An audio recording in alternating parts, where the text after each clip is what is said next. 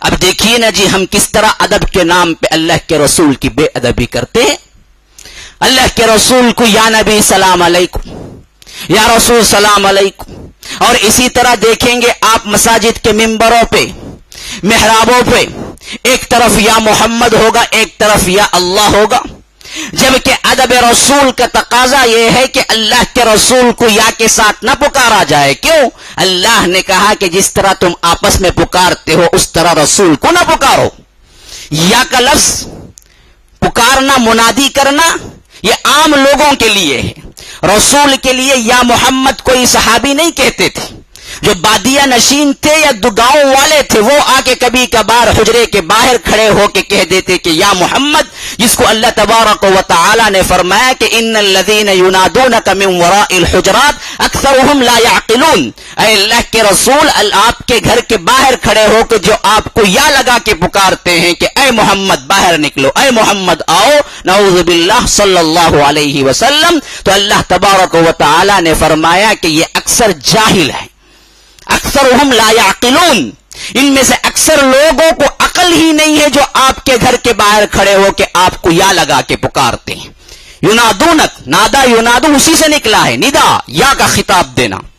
اس کے برعکس فرمایا جو کوئی ان الذین یغضون اصواتهم عند رسول اللہ، جو کوئی رسول کی مجلس میں اپنی آواز کو پست رکھتا ہے، اولئک الذین امتحن اللہ قلوبہم للتقوی لہم مغفرۃ واجر عظیم، کہ یہ ہیں وہ لوگ جن کے دلوں کو ہم نے تقوی کے لیے امتحان کر کے دیکھ لیا، مانج کے دیکھ لیا، اور ان کو لیے اجر اور بہت بڑا اللہ تبارک و تعالی کی طرف سے رحمت موجود ہے.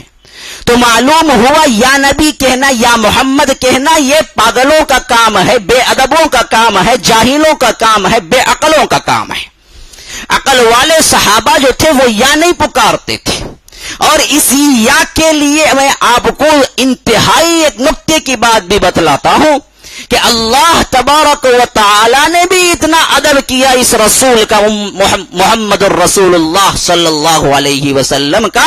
پورے قرآن میں کہیں یا محمد نہیں پکارا. حالانکہ یا آدم ہے، یا آدم اسکن انت وزوجک الجنہ، اے آدم تم اور تمہارے بیوی جنت میں رہو.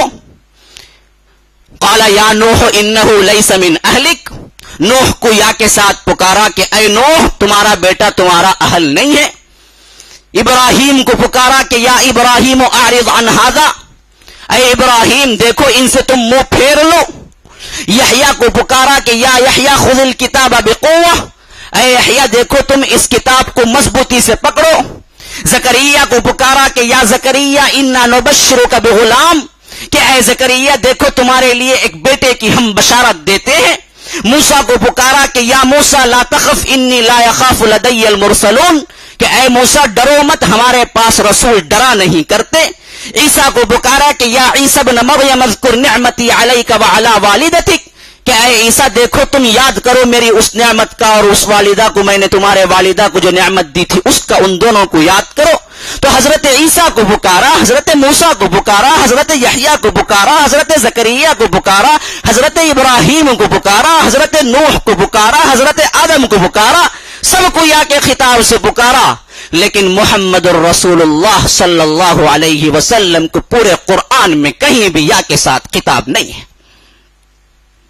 4 جگہ آیا ہے قرآن میں محمد کا نام صلی اللہ علیہ وسلم، اور کہیں بھی یا کے ساتھ نہیں ہے، الگ سے خطاب کیا ہے.